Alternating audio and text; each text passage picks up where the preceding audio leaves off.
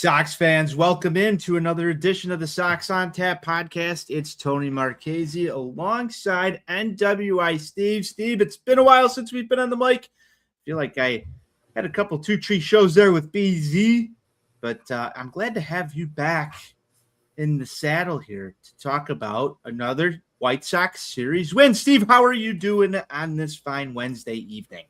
Hey, yo, Antonio. It's good to be hashtag back talking about a White Sox series winner. That's 3 in a row. And they did the unthinkable. They won a series on the road. Anything is possible! Anything is possible with this team. It's been fun. I know today, that they didn't get their it didn't complete the sweep, but as our guy BZ likes to say, they didn't get swept. They actually won a series on the road here, and you're coming off of what was another nice homestand. Steven, you were in attendance for some of that. We'll start some of it, try all of it. Yeah, we'll start over there in just a second. So before we do that, make sure you're following the show here at Sox On Tap on X. You can follow myself at Tony On Tap. Can't follow Steve. Make sure you're going to ontapsportsnet.com for all of your Chicago sports literature and podcasting needs. Sorry for the little hiatus last week. We had a family health issue. Weren't able to coordinate any shows, Stephen, but we're back on the up and up, and we're back in the driver's seat here. We got winning White Sox baseball to talk about. Stephen, it was a great homestand for the Chicago White Sox. Cleveland came to town. Kansas City came to town, and the White Sox did a little bit of some whooping, I would say, throughout these series. Steve, obviously, we'll start with the fact that Sox took care of business Monday and Tuesday against the Cleveland Guardians. That put them in first place alone on top of the AL Central in late June. That's not something that I think any of us had on our bingo cards entering this season. But here they are, Steve. How was that series in the ballpark? It looked like there was a considerable amount of White Sox fans attending early week baseball in the summer here.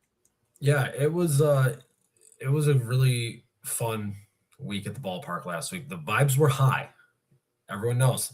Look, it says it right over there. Vibes guy, okay?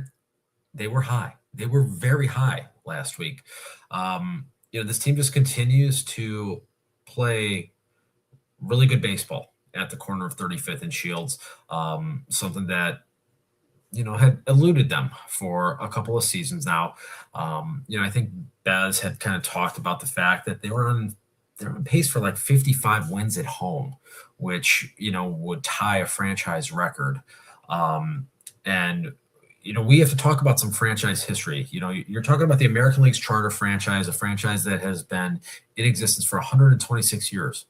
They've won 10 consecutive home series. They have never done that before in the history of this franchise. Think about, what this team was in, 05. Think about the period from like 1990 to 2010 when this team, the only team in the American League that won more games than them was the Ginger Sox.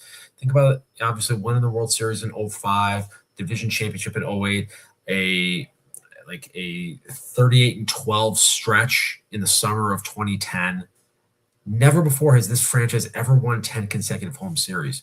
So to be doing that right now in the year of our Lord 2026, in a season when no one in their right mind would have anticipated this on opening day on March 26th.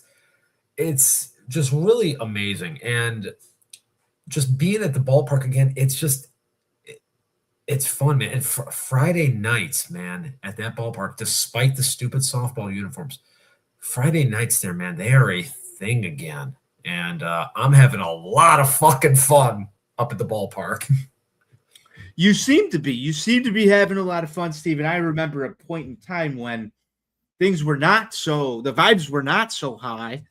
And we didn't know if you were ever going to return to the corner of 35th and Shields. And well, there were extenuating circumstances there as well. I know, but you were just very out on the White Sox. That's what I was gathering. So we're glad that you're hashtag back.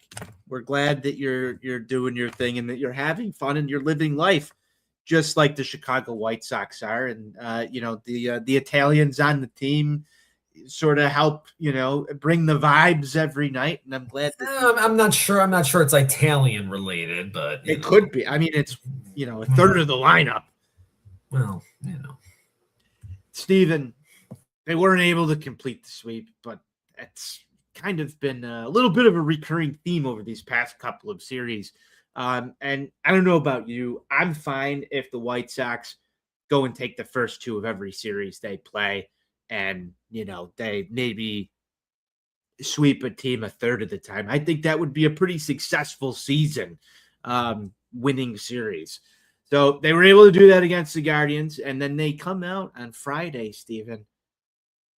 Off day Thursday, come out Friday, and they put up 22 runs against the Kansas City Royals in what was one of the biggest shellackings I think I've seen this White Sox team do. In fact, I'm pretty sure it's probably the biggest shellacking that I know I've seen in my lifetime. I know you were there for a couple of 20-run offensive outputs, Steve. Let's talk about what happened on Friday. Yeah, so, for our listeners here, just so that they are aware, the last two times that the Sox have scored 20 runs, I have been in attendance. I was there in 2006, 20 years ago, when this team put up a 20 spot on the St. Louis Cardinals, and some, manager who was probably drunk in the visitors' dugout, had to take that in. He may have been actually in attendance for that one as well on Friday night. But just, the first two innings, some okay at bats, but just, weren't able to muster anything. And then you put up a fucking 10 spot in the third inning, and it's just hit after hit after hit. And then they deployed the multi-home run strategy. And I don't know if people know this. I'm a big fan of when the White Sox hit the ball over that fencing that gets set up prior to the game. They did that 5 fucking times on Friday. There were a lot of fireworks, and let me tell you, Anthony, Strokin was playing, and it was playing a lot, baby. And you actually procured one of these Strokin shirts. I'm surprised you're not wearing it tonight. Well, Steven. it's there was a lack of foresight on my part here. It's in the wash right now. So I think hey, listen, if everything goes well on Sunday after hopefully a successful series in the Mistake by the Lake, maybe our listeners and our viewers will get to see that firsthand for some Sunday fun day. Ooh, interesting notes there, Steven. I'm hoping that on Sunday we're talking about another series win and about them being stroking. We'll get there. Yeah, you got to keep stroking. Just keep stroking. That's it's kind of the motto here. Did you watch the little clip? I believe Showman's on Chuck Garfine's. Yes, podcast. yes, you yeah. That's that was pretty funny. And except I remember a game early in the season, maybe in like mid-May or so, mid to late May, and I can't remember who hit the home run, but like I was like, did I hear what I think I just heard as the Sox player was rounding the bases?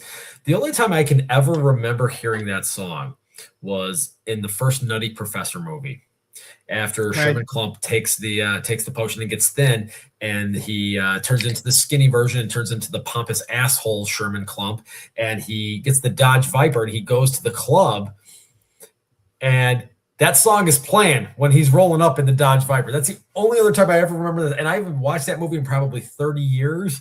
So, I mean, it's hilarious. And then I actually did some research. It looks like Clarence Carter passed away a couple weeks ago. I did not know this. This is new information. I'm actually getting this right now for the very first time. Steve, that's interesting. First off, if he did, R.I.P. Second off, the whole premise of Clarence Carter died on May 13th. Wow. So maybe now, that clip when, well, actually, Did the Sox win on May 13th? Well, let's We're check gonna that have to go back and do that. Now, Showman mentioned that the first time that they were kind of playing it, or that they had heard it, was when they were in Sacramento in late April. So that was a couple of weeks right before. Right. The Sox were 6-5 winners over Kansas City on May 13th. It's good to know. So they did for Clarence Carter.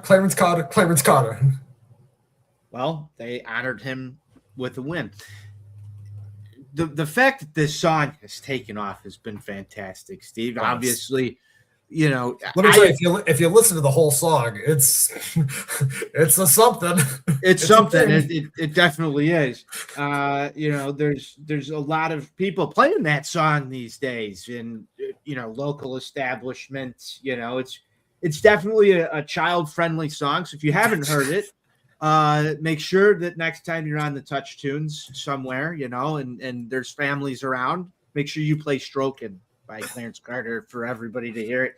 I think you got to hear it at least once in your lifetime. I shared that with my parents over the weekend. I took my oldest nephew to the game on Saturday, and when we got back and I dropped him off, I actually shared that with them. And let me tell you, the reaction was something.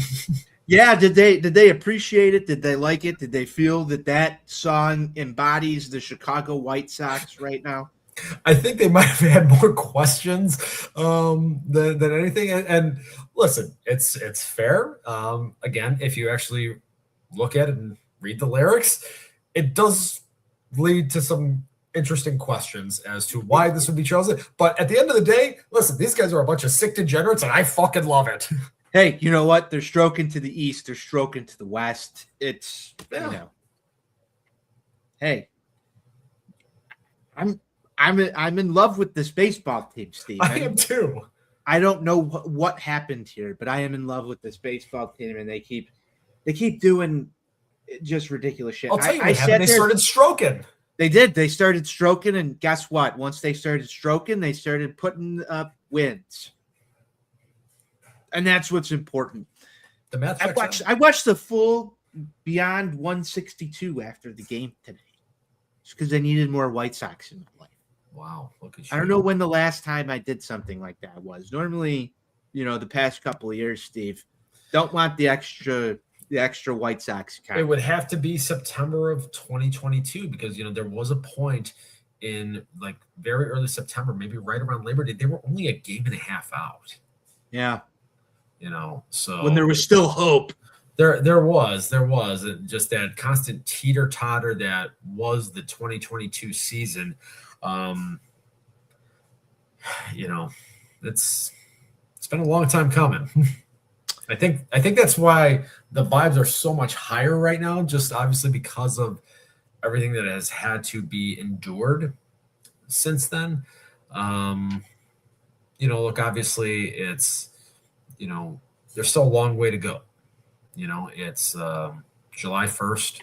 Things can still fall apart. Things can certainly go awry, or they can get better. They certainly can. And I'm going to be honest with you. I feel weird saying this because it's been a long time since I've said this. I feel really good about my baseball team. Mm-hmm. They're not perfect, but generally speaking, I feel good about my baseball team. No, they're far from perfect. I sort of agree with you on this. There's a lot of things I would fix if I could wave a magic wand like Mike Vassell and just fix the shit. But generally speaking, I can't argue with where they're at being, something that's enjoyable. It's been probably one of the more enjoyable parts of my sports watching in the last 5 years. Absolutely. So you got to take that and enjoy it and go along for the ride and hope that it continues. Did Steven Stone always say, enjoy the ride? I think he does. We are enjoying the ride right now. We are. Well, this is fun. This is fun. You don't have players getting injured running to first base on a consistent basis. That's you don't true. have anticipated soreness anymore being her reason why someone who signed a $46 million signing bonus when he came over to the States, having anticipated soreness, keeping him out of the lineup for a week and a half. Yeah. Wow. Who would have thought? And the other thing too is this team is just generally really likable. They are. And they're young, they're likable, they're fun. It's such a contrast from what we experienced with Rebuild 2.0. It's night and day different. And I don't want to go crown Chris Getz as this mastermind of GMs but you had said this a couple of times when we talked about when does this team become competitive again, and you said they're going to catch lightning in the bottle like they did in 2005 at some point. So I said 2027. You said 2027. You're only a year off from that prediction. Yeah. Now, do we get baseball in 2027 is a totally different story here. And I don't know if this team is complete enough right now as they are to do that. And I know, I was talking to our guy Sean Roberts the other day, and he brought up the fact that, and I've seen this coming from our guy Beefloaf as well. A lot of people are projecting out the core right now. The spreadsheets are coming out. How long is this guy under contractual control? What does this look like? And Sean had made a comment, and I don't know if you feel the same way on it. Like, I don't even know if I want to see that shit right now. No. I don't want to see that. I want to live in the moment. I don't want to think about what could possibly be happening in 2031. Focus on right now, and this team is fun right now because we've already seen what happens when 2021 turns into 2023 and how fast things can just go to complete and utter shit. Yeah, I mean, like the whole idea of penciling in a core and just anointing them to be long-term successes. I feel like in the Chicagoland area, people on both sides of town should be guarded against that. A decade ago. Do I want Sam Antonacci to be here for the next 5 years and continue to hit leadoff and play this way? Absolutely. Will it happen? I don't know. We don't know. Yeah, we don't. We were told once that development isn't linear. So, what's going to happen with these guys? Like we've seen like one thing in particular here, with Colson Montgomery of late. He's being attacked with high fastballs. Okay. How's that adjustment going to be made? The league at some point is going to approach Noki Boy in a different way. And let's keep the Italian hate to it.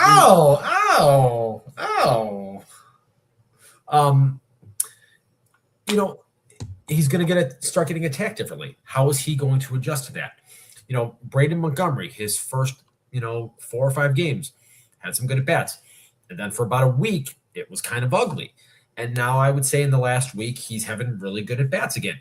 Jacob Gonzalez famously, had a nice couple of games first when he came up, and then had an 0 for 25 stretch. And now he's been driving the ball, and he's got, 16 RBI in the last week.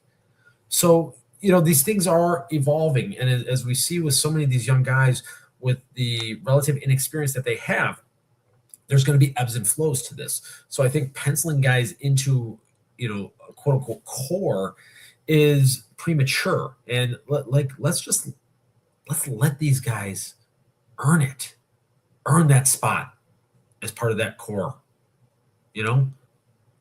I completely agree with that. I feel, a little bit angry at the fact that we looked at some of this stuff in Rebuild 2.0, and I don't know if you caught the post game today. Ozzie Guillen did mention that Rick Hahn, Ozzie said that Rick Hahn was one of the worst GMs of all time on that post game show today, which is interesting. It's made its headlines. I don't know if you're going to have the time or if the post game shows are on the CHSN app, Steven, but that's a one to go back and watch if you That's haven't intriguing. seen it. He also wore an Orioles jersey, the Cal Ripken Orioles jersey. I did see that part of it. I saw the first couple of minutes of it, and then I had some other things I had to go tend to. So I did not take in the full post game. There was some interesting Ozzie Guillen stuff that took place on that episode. Also, he's not a fan of Mike Vassell. Really? Yeah, we've heard this a couple of times now too. I don't mean to derail the conversation, but he said that he wanted to see Mike Vassell stop waving the wand and be serious and stuff. Chuck wasn't having it. I'm kind of, hey, let the boys have fun. I think this is a good thing. Just guys being dudes. Ozzie's not a fan of Magic. Maybe it weirds him out. Some people feel weird about the Magic stuff, so maybe that's just his take. But he seemed a little disgruntled today. It was interesting, Ozzie. But then, he did make the comments about Rick Hahn being one of the worst GMs ever. And wow, I get mad at looking at that and going back to the point where, it's 2019, 2020, and you're looking at these spreadsheets and you're like, we're going to be fucking good until 2028, 2029. We've locked all of these guys up. Jeff Passan wrote the fucking article. Jeff Passan wrote the article. You and I did a whole series of shows about how just bad this was. The house didn't have a foundation. And it came crumbling down in very ugly fashion. But, I don't know, man. I thought at that point in time, I'm like, I was in my late 20s. I'm like, man, my early 30s into, my late 30s are going to be the best baseball I've ever watched in my life. This is perfect. My kids growing up, we're going to be at the ballpark all the time. We're going to have this team that hopefully makes it and wins a World Series, maybe multiple, sustained success. Ask me after the parade. And then it was just the rug ripped out, and I watched literally the worst fucking baseball I've ever watched in my life for 3 consecutive years. Now, all of a sudden, there was no real, come up period. It's just, it's here, and it's a different team. So I don't want to start looking at what this team's going to look like in 2031. I just want to enjoy this year. Yeah. Next year isn't even promised, and that every baseball fan should know that. So that's why I wanted to know, are you on the point where you're penciling in what's going to happen in 2029 right now? No. I don't give a shit. I care about tomorrow. Yeah, I'm, will I think about it, briefly on occasion? Sure, but by and large, I'm focused on the here and now, focused on the today, and I'm focused on beating the fuck out of the Cleveland Guardians tomorrow. It's like, you know what? Hey, listen, we got 10 games before the All-Star break. You got 4 with these sons of bitches over the weekend. You come home, you got an off day. You got 3 with the Ginger Sox, and then you got 3 with Sacramento. You got 10 games left. It'd be great if you could win 7 out of 10 to close this out, but I'll take 6 out of 10. But let's shoot for 7 out of 10. Let's do that. I would hope so. This team needs to survive the road trip, come back home, and have a nice. The other thing we need to talk about is how they survived the gauntlet. They did survive the gauntlet. We haven't had an opportunity to really go back and talk about this, and I've got this up here. When would you officially consider the gauntlet starting? Would you consider it June 1st against the Twins, or when they started June 5th against the Phillies? June 5th against the Phillies. June 5th against the Phillies. They lost the first game 8-6. They won 8-9 in that 17-game stretch. They had a chance to go 9-8. Yeah, it was mixed. It was mixed, but at the same point in time, they handled your Bars. Yeah. They handled the Dodgers. They handled these teams. Man, if you can play good baseball at home and win games against, World Series teams that have World Series aspirations, you're gonna be in the mix. Yeah. Especially when you handle your division as well. The team isn't perfect by any means, but I don't know if I've ever been more proud of the Chicago White Sox since 2005 than how they handled the Braves and Dodgers at home. That was awesome. That was great. I mean, the vibes were unbelievably strong. I think just to get through that stretch, and I remember when the schedule came out last year, looking at that, I'm like, oh my God, June is going to be fucking awful. We were talking about June when the schedule came out. Last August, you and I were sitting there on the phone talking about, well, this is, for a 100-loss team, 3 years in a row. 5 games in the month. I think we've had that conversation a couple of times. Yeah. And I want to say we were both sort of leaning on the under on what this looked like last year, which is amazing. It's been a phenomenal turnaround. And you have back-to-back winning months. In spite of that, That's the first time since what, 21 or 22? Since 21, yeah. And you do that when Mooney went down too. So in spite of that, and that's one of the things that I think makes this team so likable and so enjoyable to watch and to follow on a daily basis is that aside from those 2 games in New York against those sweaty grease balls, you never really feel like this team's out of a game. And then they found a way to salvage that last game too. Yeah. Was that a Benintendi job there? That was against his former team. Yeah. There's a lot of weird things that have happened this year. Yeah. He did send nudes. he sent some nudes right there.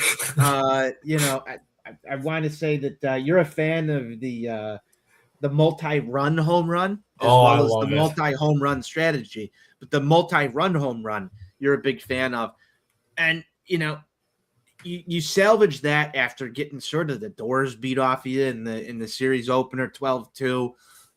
You give up another double-digit runs. The vibes were not high because you're on the road again, and then they find a way to salvage that. I was not happy though with the sweep in Detroit. I feel like that was a low point in the season so far for me. Yeah.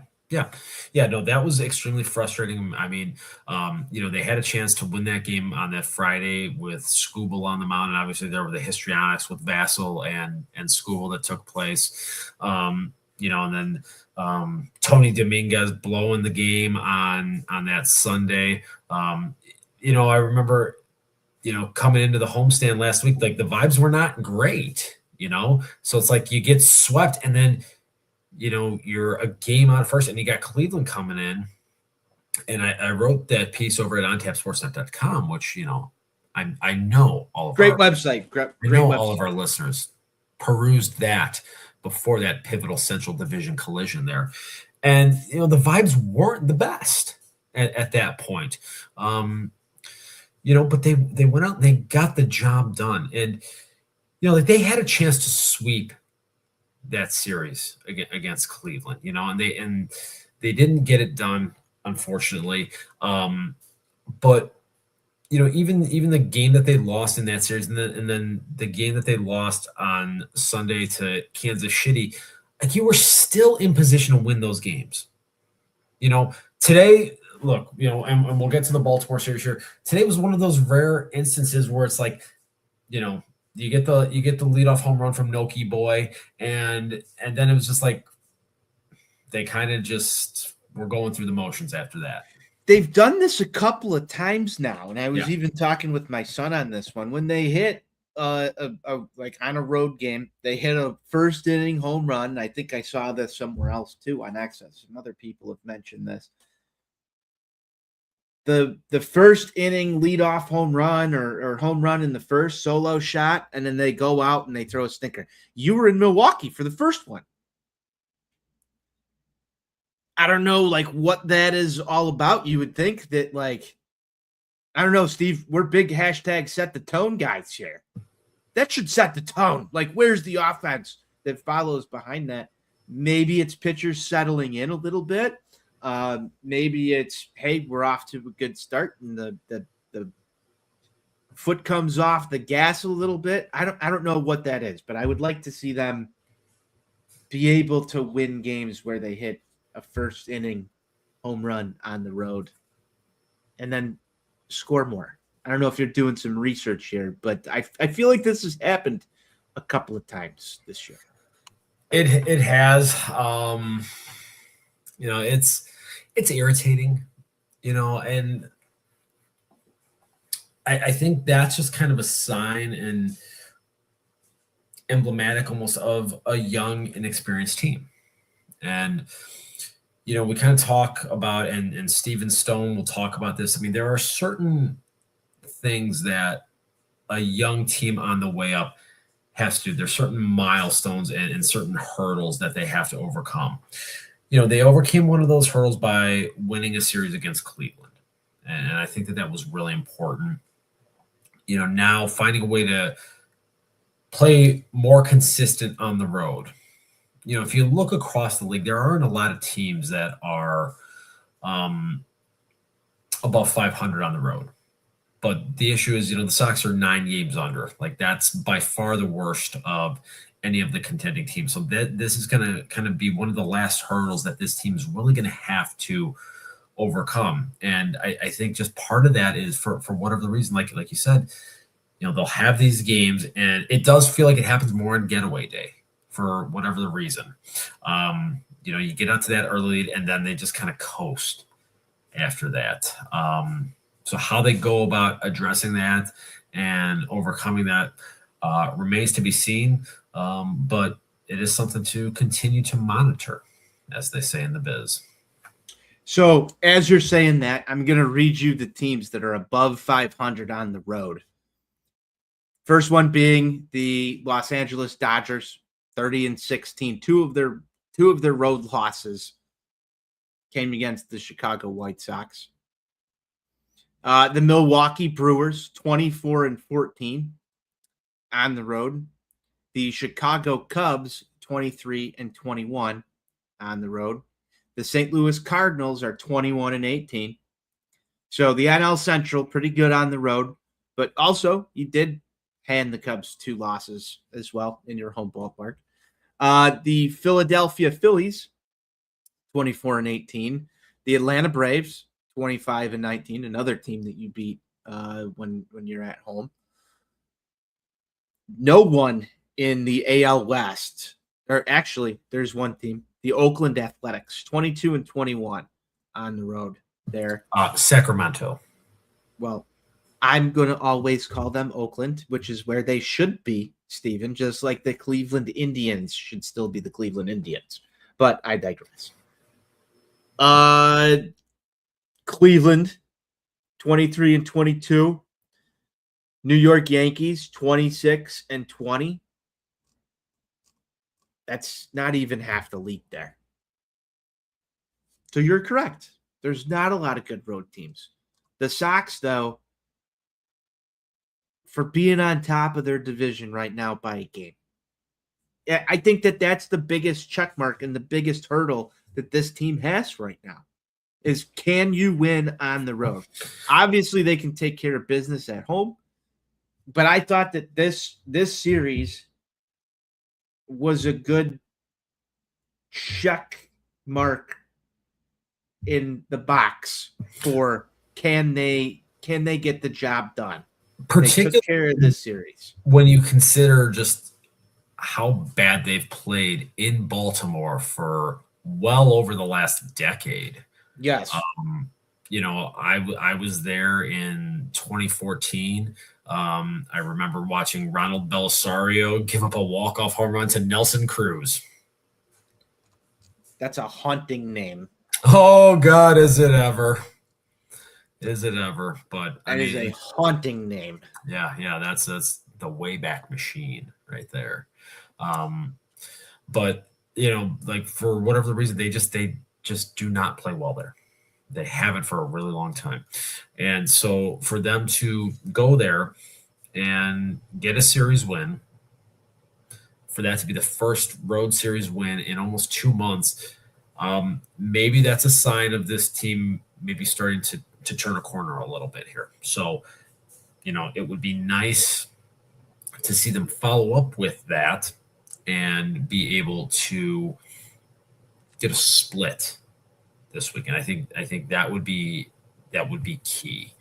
Find a way to split these 4 games against these assholes from the Mistake by the Lake.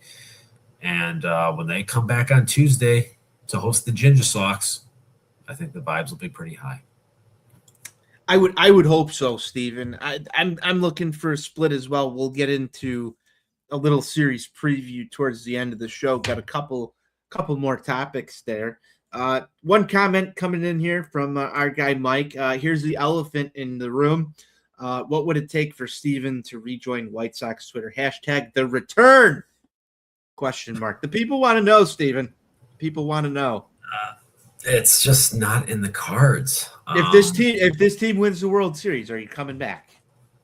I mean, I'll produce some content that we can air on the On Tap account, but as far as me rejoining and becoming a regular part of this thing on a consistent basis, it ain't happening. He's still firm, Michael. Thank you for the comment in here. I'm going to be honest. Some of the things that you and BZ share in the group text makes me really think I made the right choice. Well, we're just trying to keep you informed about what's going on out there in the world, and trying to help you, stay informed. Nonetheless, you need the news. You need to know what the people are saying. So, I don't know, Mike. I don't think he's coming back anytime soon. Maybe a World Series win, and Steven has the NWI _Steve account will resurface. Who knows? I just from being at the ballpark, a lot here over these last couple of months and running into people on a pretty regular basis. The rumors of my demise were greatly exaggerated. You're still here. You're just not. You're not on the grid, unless you're on this show. So some of I will say this: some of the commentary that takes place in remembrance of me on that platform, I do find fucking hilarious. Well, that's good. We want to make sure that we honor the fallen. Those who did war in these White Sox Twitter streets at one point. Steven, on that topic and on that note, I do want to give ourselves a little pat on the back. Beeflo from the 108. If you listen to this show, you probably know who he is. He did some rankings, Steve. He did some rankings of White Sox sicko podcasts. I believe Sox on Tap came in at number 2, at least so I'm told. We're the number 2 podcast behind the guys over there that run what I think. Who won? Not Bad Guy Radio. What the Crosstown show over there with Gonzo, your pal Justin, Ozzy Jr. Okay. I think they took the Blackout show. The Blackout show. I don't know why I was drawing a blank. Crosstown, whatever. The Blackout show. I think Chris was on the Crosstown show at some point on a different network. But number 2 sicko White Sox podcast. I feel like that's honorable. Beefloaf had said some things that we don't record enough, which is true. We need to record more. But we've been doing this for a long time, Steven. This show is almost on a decade long. Well, and I did find it funny, MSS, your paisan buddy. I didn't even know he was Italian until this year. I'm going to be honest with you. I had no idea that guy was Italian. Did you know he lived on the West Coast for a little bit? I did know he lived on the West Coast. Okay. I didn't know he was Italian until there was a bunch of Italians on the Sox team. But I did know he lived on the West Coast. So I did find it pretty humorous that he said that even from beyond the grave that I still have the sickness. Yes, you do. You still have the sickness.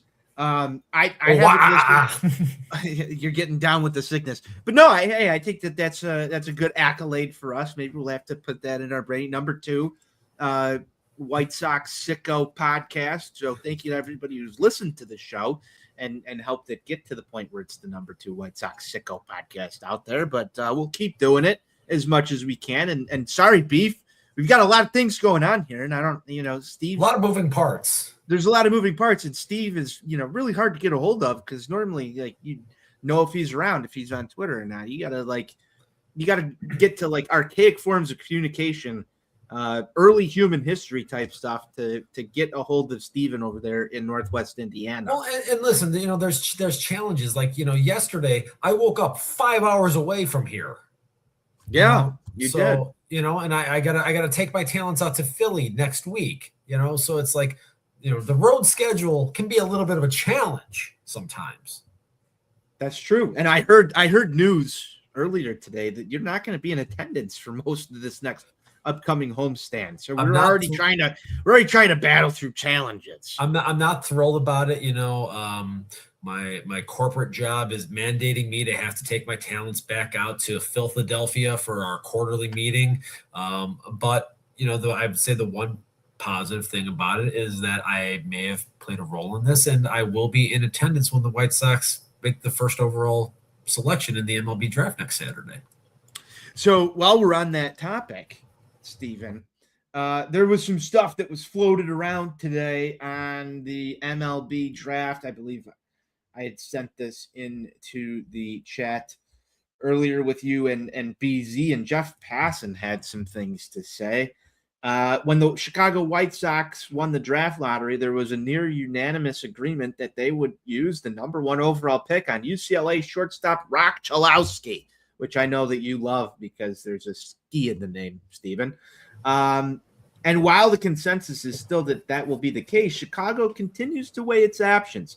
Texas high school shortstop Grady Emerson is the next best bet. Georgia Tech catcher Von Lackey. Georgia Tech. My brother's a Georgia Tech alum, so got to throw that I happen to enjoy Georgia Tech. Von Lackey, along with Chalowski and Emerson, comprise the clear top 3 on most draft boards, is another possibility. And while the White Sox could cut a deal with another player, UCSB right-hander Jackson Flora, below the $11.35 million slot value, and then use the savings to float a hard-to-sign player a pick or 2 later.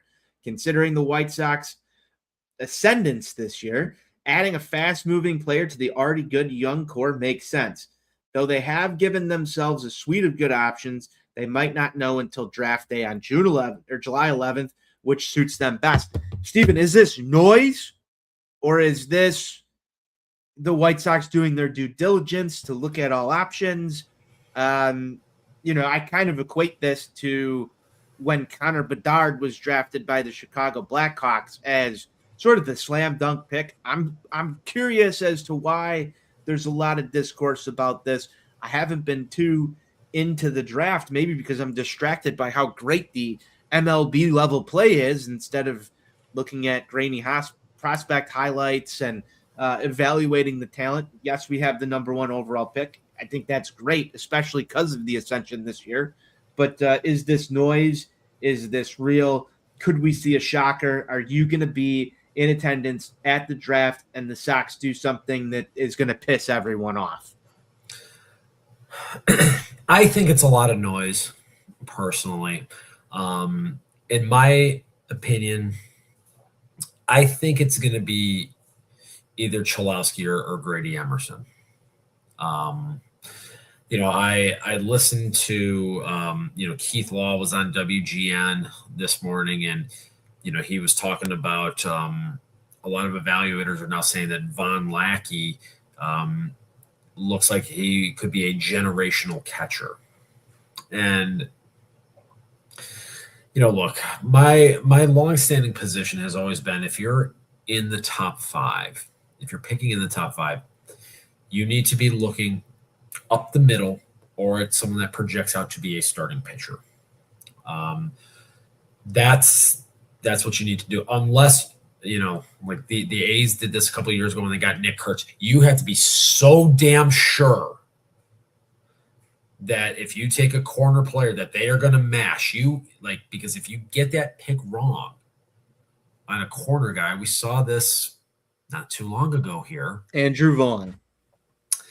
It can derail a lot of things. And that's why I always think that looking up the middle is the way to go. And so, hey, look at Jacob Gonzalez right now. For example, draft up the middle.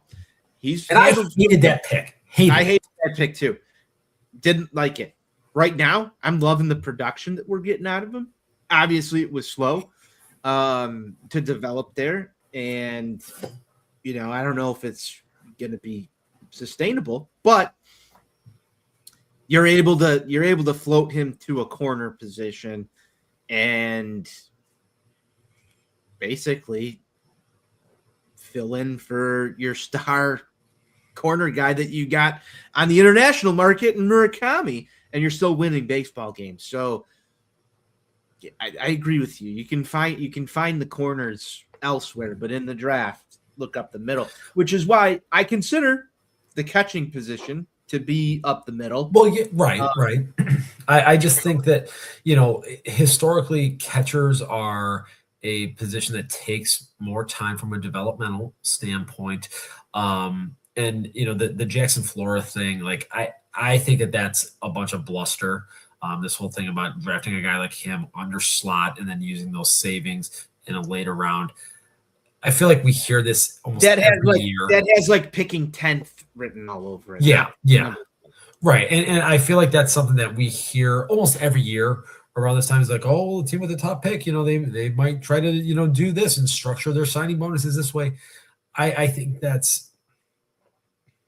to me, that's not the way that they should go here. You need to go for impact. You're picking 1-1. They're picking 1-1 for the first time since 1977 when they picked a guy that shares a birthday with me who ended up in the Hall of Fame. So, that's not the spot, in my opinion, to go under slot to try to worry about a guy that you're going to pick in the second or third round. Like, I agree wholeheartedly. I know a lot of draft prognosticators might disagree with that, but no, that's if I'm running the show, that's not the strategy we're deploying. Fair enough. I follow that same philosophy here. I hope they don't do something that's going to set, you don't have to deal with it because you're not online, but I hope they don't do something that sets off Sox X. But you're going to have to deal with it because you'll be there in attendance too, though. So let's hope that it's the right pick, Stephen. Other topic I wanted to get to before we close this thing down, Stephen. We've had some slumps take place with this White Sox team over the course of the season, as they normally do. Chase Mydroth was one of those guys going through a slump, Steve, for a little bit. And, I still like to look at maybe some of the positives here. Like, hey, I think he was on base for like close to, 25, 30 games at one point in this season. Has, delivered a lot. I don't like him as a 3-hole hitter. I don't think anybody likes Chase Mydroth as a 3-hole hitter, like just the same way that they felt about Lurie Garcia hitting in the 3-hole. People get mad about stuff like that, but I don't understand where all the Chase Mydroth hate came from, Stephen. I don't know if you're one of those Chase Mydroth haters, just like every account online that seemingly wants to burn him at the stake because of one in particular spot there. And I think are we talking about court jesters that called Nick Madrigal Mr. 3000? You talking about those kinds of people? I don't know, but I know that Chase Mydroth has done more for the Chicago White Sox than Nick Madrigal has done for any baseball team. Where does the hate come from? And why do we want to burn Colson Montgomery at the stake too sometimes? It just doesn't make a lot of sense, Stephen. There's a lot of overreaction taking place, in my opinion, and I wanted you to weigh in on this. Okay, so I'll speak to Colson first. I think a lot of it with him is just because when he goes through slumps, they're ugly. They're just going to be ugly. There's going to be a lot of swing and miss, and it's going to be frustrating. And then he connects on one and it goes like 450 feet. And you're right. Like, holy shit. And, it's been a little bit magnified in the first half of the season here, largely because of the struggles with runners in scoring position that I chronicled over at that website, ontapsportsnet.com previously. So I think that just kind of makes it a little bit more challenging. When I was at the game on Sunday, a guy sitting behind me was ready to trade Colson Montgomery, so that they could draft Rock Chalowski and, because he's definitely going to be here in the starting lineup in September, right? Right. It's just, like I said, Montgomery's game is such that right now, when there are these prolonged droughts, there is a lot of swing and miss, and it's not aesthetically pleasing. So that's just kind of the issue with him. I think with Mydroth in particular, he doesn't have, I would say, one particular carrying tool, the way that power is a carrying tool for Colson Montgomery. And surprisingly, the glove has become a carrying tool for him as well. Notwithstanding, the error on the double play balls in the two losses last week against Cleveland and Kansas City at home. Those were pivotal, but prior to that, he has been phenomenal defensively. Chase doesn't really have that carrying tool. And I think part of, the thing with the slump with him was, dropping him down in the order. And I think he was trying to just be a little more power focused, which I don't think is his game. I think we can all agree with that.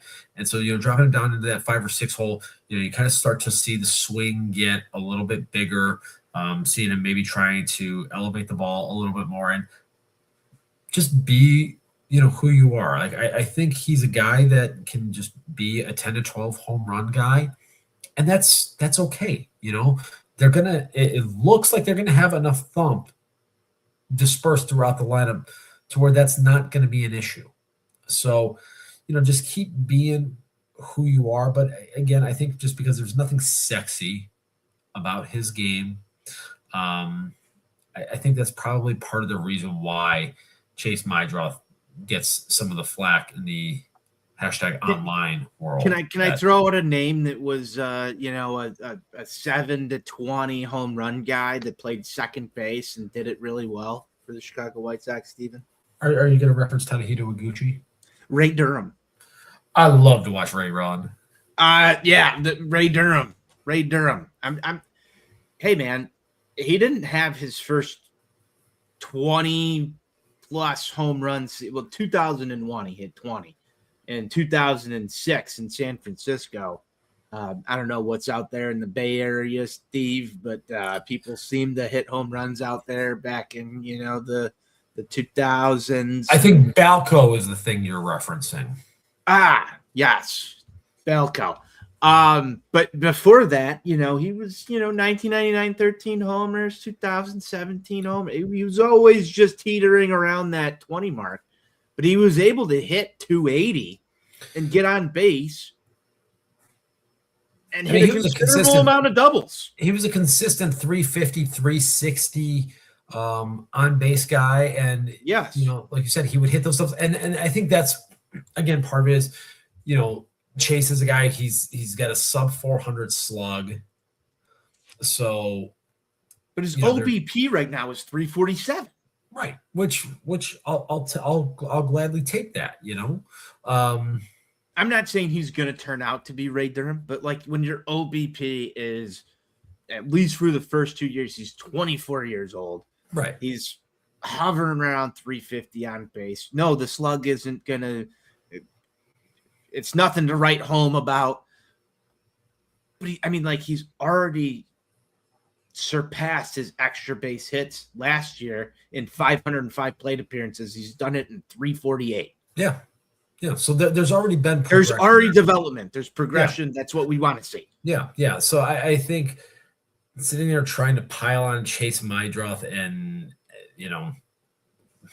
move him out of the lineup already is, I think that's just ridiculous. Look, there may come a point where, they may have to make a decision from a roster construction standpoint. Especially if you add a Rock Chalowski and he's ready to if go. You do something like that, because, you're going to have because look, I'm going to be honest with you.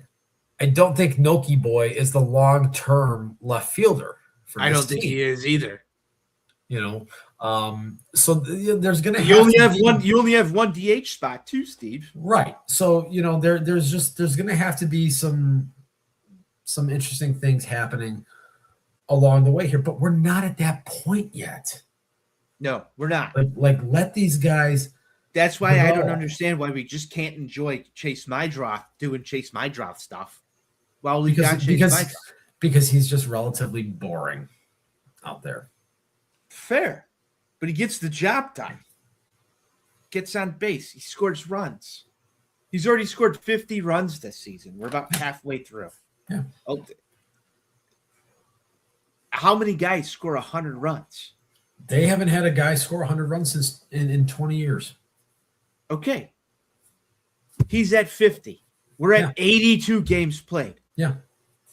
He has a chance to be 100-run scorer and not even sitting in the leadoff spot for most of the season.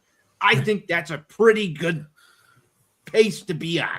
I would concur with that assessment there. I think that's a pretty fucking good pace to be on, considering he only scored 54 last year. Yep. So why we're trying to just drag guys down right now doesn't make any sense to me. I don't know. Maybe it's a sickness. I digress. I don't know. Are you down with the sickness, Antonio? I'm kind of down with the sickness. You were down with the sickness. Everybody's down with the sickness. This is the number 2 Sicko White Sox podcast on any streaming platform anywhere out there. Steven, I think I have one more topic for you. Okay. We mentioned it briefly.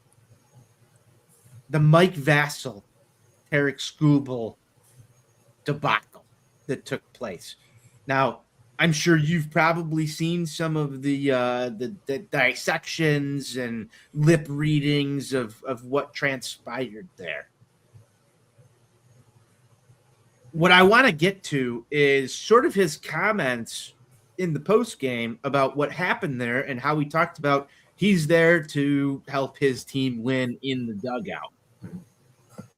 Is Mike Vassell sort of an extra manager for this team? Is he that valuable to this team, or is this sort of just up in smoke? They say everything's above board, but you've been in baseball dugouts before. Mike Vassell's probably trying to find every way for this team to win. Do you not agree with that? Oh, yeah, no, he's definitely doing that. Like I wouldn't say that he's like another manager on there. I think more than anything, he's is he a vibes guy? That's literally what I was just gonna say. I think he might be the vibes captain for this team. And I'll follow that up with this. How important is it to extend Mike Vassell? Because I believe he's on the last year of his contract. Well, he seems to be really enjoying himself, so I would think that this team would be interested in securing his services. Yeah, and just knowing that there are some issues in the bullpen, and he's a guy that played a pretty important role for that a year ago, and obviously coming off of Tommy John. they're going to have to monitor that situation, so he probably won't be utilized in the same manner that he was last year. But he went out there and he did a very important job, which actually brings me to something else I wanted to touch on briefly. One of the points about this Baltimore series here, Tyler Schweitzer yesterday throwing 4 innings out of the bullpen, saving that pencil. They only had to go through 2 guys to get that win yesterday. That is so huge and so underappreciated, I think.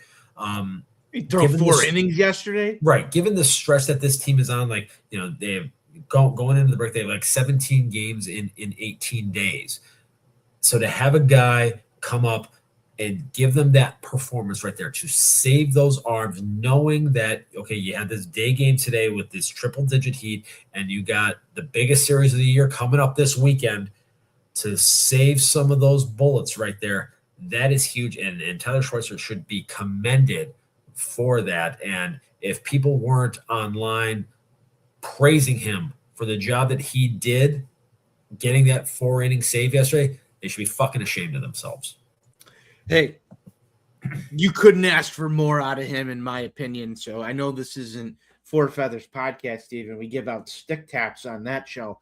I'll give some 4 feathers stick taps to to Schweitzer there for getting through that and doing exactly what you said, saving this bullpen. We were talking in real time on that Sir Anthony Dominguez was going to come into that ball game because he needed some work. Yeah. And I was actually happy that Venable stuck with Schweitzer there and saved those bullets. I think that's, as we segue into the Cleveland series preview, I'm a little nervous that Sir Anthony hasn't thrown the ball in a little while because I feel like he's going to be due some work. We've got to back end of the bullpen problem. We haven't really touched on that much this show, but I think Venable is clearly favoring Brian Hudson, at least from the left side, and then Grant Taylor from the right side. And Sean Newcomb. And Sean Newcomb as well. That's definitely an honorable mention in this whole thing. He's done a tremendous job. He's turned out to be a great signing. And I think that's from the front, not only from the front side of the ball games, being an opener, being able to go multiple innings, coming in high leverage. He's sort of a Swiss Army knife right now. I think Newcomb has been tremendous in all aspects of this so far. And I think that's going to be really important going into this Cleveland series because we saw last week when they were here, this team can really be neutralized by left-handed pitching. They really struggled against the Sox lefties in that series at 35th and Shields last week. And that's why I'm happy that Brian Hudson and Newcomb are coming into this series very well rested. Right. Now Hudson did throw today. It wasn't a particularly great outing for him. But, look, they're going to have a well-rested Sean Newcomb available. Obviously, you'll have Brandon Eisert in the mix there. And I would think Hudson probably would be available tomorrow. I think he maybe threw 10, 12 pitches today. It wasn't significant. Yeah, so it wasn't, he wasn't overloaded from that standpoint. Look, I mean, this Cleveland lineup really struggles against left-handed pitching. Now they did get Chase DeLauder back. So that's going to help boost their lineup a little bit. We did not see him last week when these teams locked up, but I really think that is going to be the strategy here. Is they're going to try to use some of their left-handed pitching to really go at that Cleveland Guardians lineup. Steven, it's time to get to the probables for this series. What do we got pitching matchup wise? How's this lining up? All right, we got tomorrow, 5:40 first pitch. We got Davis Martin against Slade Ciccone, some Italian Mastacholi guy. On Friday, we got, and then the remainder of the series, we have rematches from the 3-game set last week. We're going to have Anthony Kay going up against Gavin Williams. Saturday, on the nation's 250th birthday, and let me tell you, Uncle Sam hates the city of Cleveland, just like any good American does. Confirmed. Fuck them always and forever. We're going to get Sean Burke against Parker Messick again. So, Messick is a guy I'm looking forward to that, Stephen. We've got I believe that's about a 5:40, 6 o'clock start. Yeah. On 4th of July. It's the weather around here is supposed to be kind of crappy. I haven't suboptimal. Cleveland's weather forecast yet.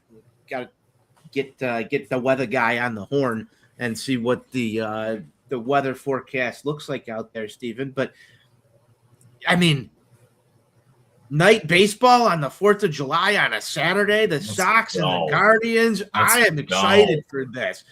Game should finish. Sox should win. The fireworks should be blasting off. And I love fireworks. I hope that is a good game. I want to blow. I want 22 runs that day. I would love that. I would love that myself. And then the finale on Sunday, we're going to get Eric Fetty's spot. I anticipate there being a left-handed opener for that one. And then against Tanner Bybee. So, look, obviously, this team still is not fully over the road woes despite the series victory in Baltimore, but we want to see them continue to build on this. So going into the series, look, find a way to split. We always talk about don't get swept.